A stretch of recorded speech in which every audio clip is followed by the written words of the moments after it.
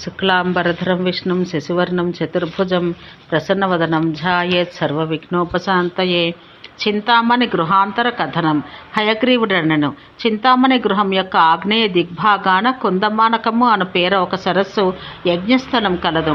అది 1 యోజనం వెడల్పు పొడవు కలది. 1 యోజనం వరకు ఉచ్ఛ్వాస గల చాతక పక్షులు కలది. అచట జ్ఞానాగ్ని జ్వలించెను. అది నూర్ల సుధాధారలతో అర్చించబడింది.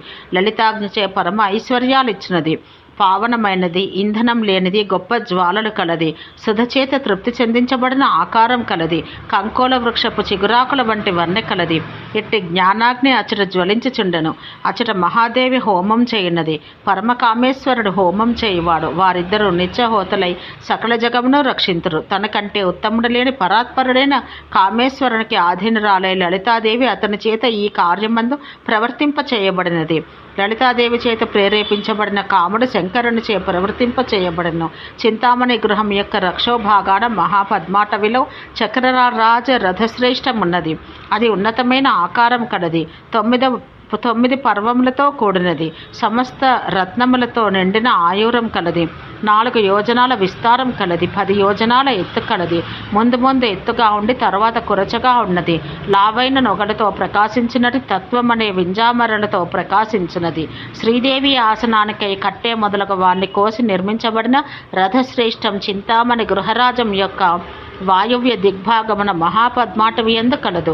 గేయచక్ర రథశ్రేష్ఠ మంత్రిని యొక్క ప్రాంతాన చింతామణి గృహరాజం యొక్క రుద్రభాగాన మహాపద్మాటవి ఉన్నది. దండనాథకు కిరిచక్రాన్ని మహారథం మిక్కిలి ప్రియమైనది. ఈ 3 రథాలను సర్వక్షేత్రమైన శ్రీపురం యొక్క వరసల్లో ఉన్నవి. వాని అంగస్థ దేవతలు సమానం. ఆగ్నేయాన అగ్నికుండ మండుచుండను. తప్పించిన ఇది గాయత్రి చేత తినిపించినది. అభయమిచ్చును. కిరణాలు గల సూర్యుడుండును. అతని తర్వాత ఓంకారం యొక్క మందిరం ఉండును.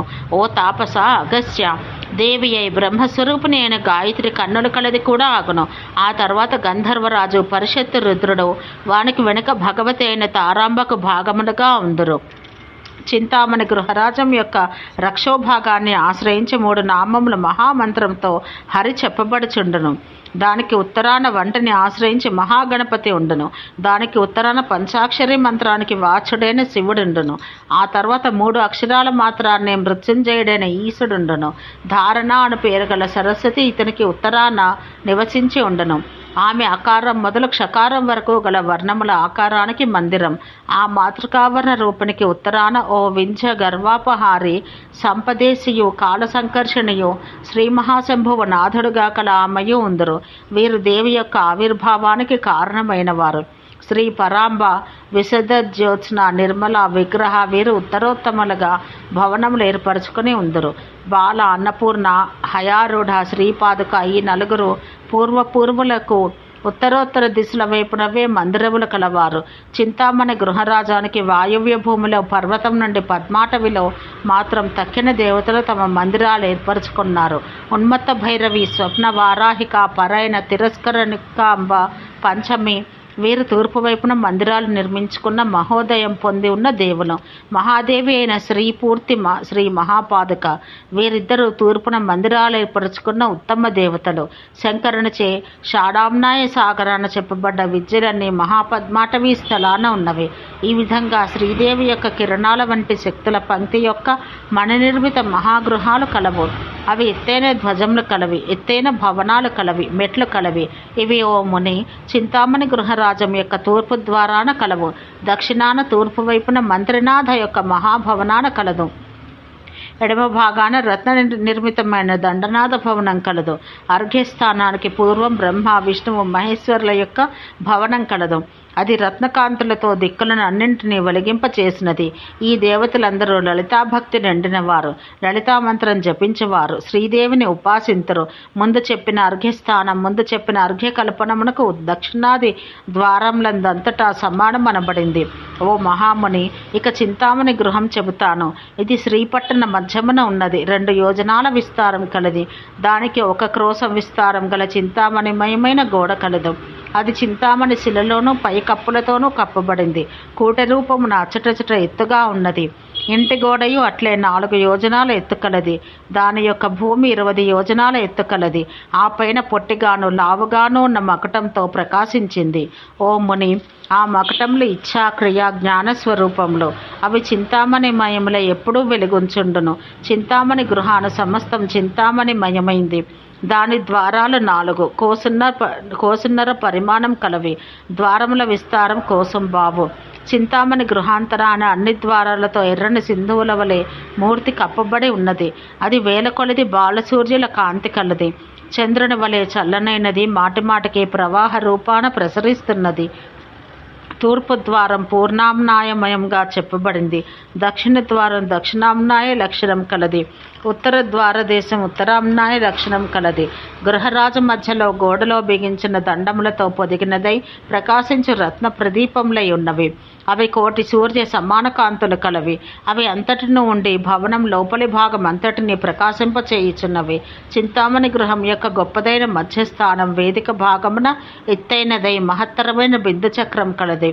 చింతామణి గృహం యొక్క ఎత్తైన గోడకును బిందువుకు మధ్య గల భూమి కలదు. అది గోడ యొక్క కోసును వదిలి 3 కోసుల పరిమాణం కలది. అచ్చట 3 కోసుల స్థానాన అనిమాదులు తమ కాంతిలో ప్రకాశించును. ఆ 3 కోసుల మొత్తం మూరల కొలతతో 24,000 మూరలు కలదు. బిందు పీఠేశ పర్యంతం విభాగానికి 14 మూరలు.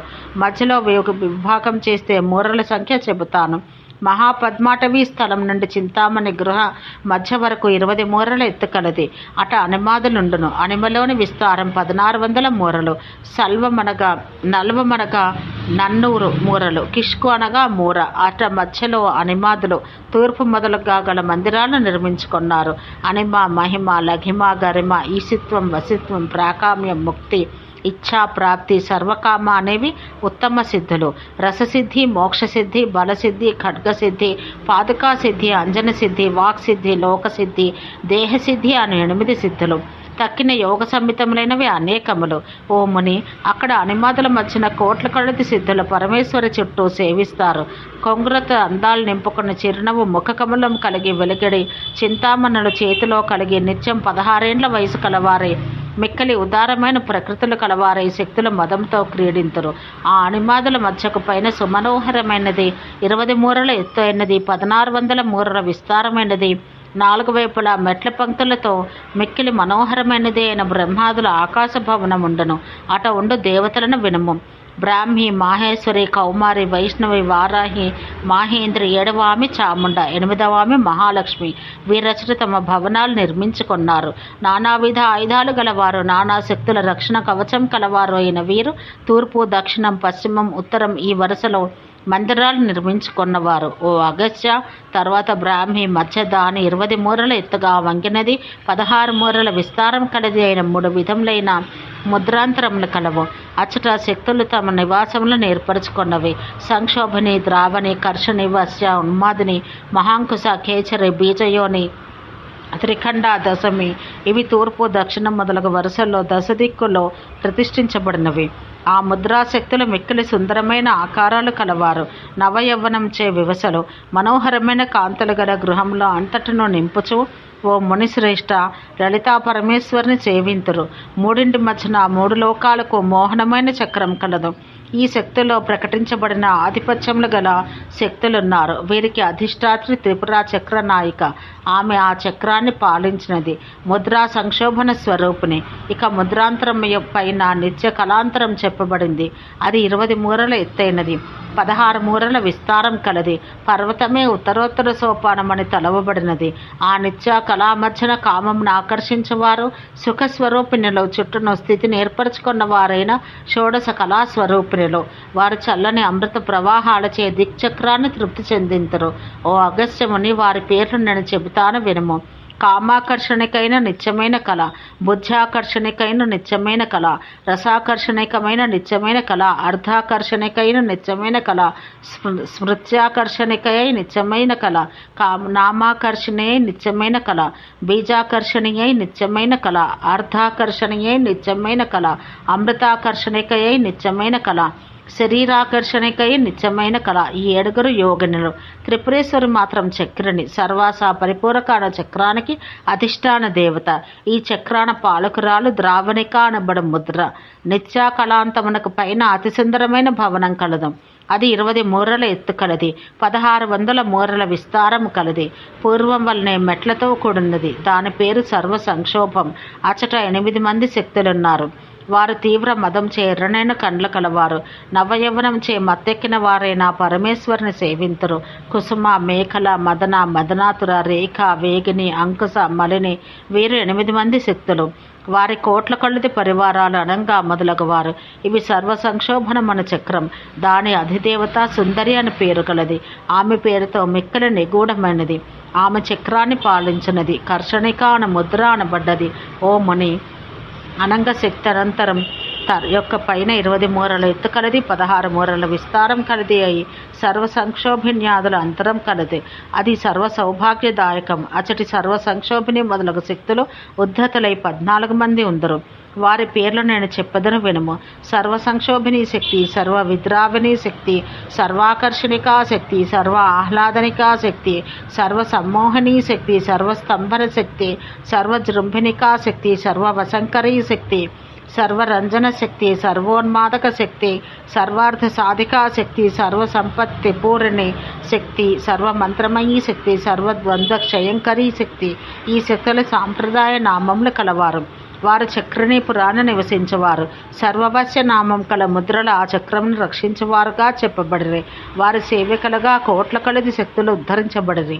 ఓ అగస్త్యముని, సంక్షోభిన్యాద్యంతం యొక్క పైన 20 మూరల ఎత్తు కలది, 1600 మూరల విస్తారం కలది అయిన సర్వసిద్ధాది కళమందిరం విశ్వం అయిన అనబడను. సర్వసిద్ధిప్రద, సర్వ సంపత్ప్రద, సర్వప్రియంకరీదేవి, సర్వమంగళకారిణి, సర్వకామప్రదాదేవి, సర్వదుఃఖ విమోచని, సర్వమృత్యు ప్రశమని, సర్వవిఘ్న నివారణి, సర్వాంగ సుందరీదేవి, సర్వ సౌభాగ్యదాయని. ఈ దేవుల కళలతో చెక్కబడిన వారు పేరున యోగినులు అనబడిది. తర్వాత చక్రిని అనియో శ్రీ అనియో తెలియవలను. చక్రం సర్వార్థాలు సాధించినది. సర్వోన్మాదన ముద్రలు చక్రమును పరిపాలించును. ఓ అగస్త్యముని, సర్వసిద్ధ్యాద్యంతరం యొక్క పైన 20 మూరల ఎత్తైనది, 16 మూరల విస్తారం కలదైన సర్వజ్ఞాద్యంతరం అనదనది కలదు. ఇది సర్వరక్షాకర చక్రం. మిక్కిలి గొప్పగా ఉన్నది, దివ్యమైనది. సర్వజ్ఞాదులు శక్తులుగా చెప్పబడిరి. సర్వజ్ఞ, సర్వశక్తి, సర్వైశ్వర్య ప్రదాయి, సర్వజ్ఞానమయీ దేవి, సర్వవ్యాధి నివాసిని, సర్వాధార స్వరూప, సర్వపాపహరి, సర్వానందమయీ దేవి, సర్వరక్షాస్వరూపిణి, సర్వేప్సిత ప్రద. వీరు గర్వం లేని యోగినీశ్వరులు. మాలిని, చక్రిని సర్వమహాంకుశ ముద్రలుగా చెప్పబడుదురు. ఈ విధంగా చింతామణి గృహాన సర్వజ్ఞాజంత్రం వరకు కొన్ని చక్రములు చెప్పబడినవి. ఓ ముని, తక్కిన వాణిని వినము. ఓం శాంతి శాంతి శాంతి.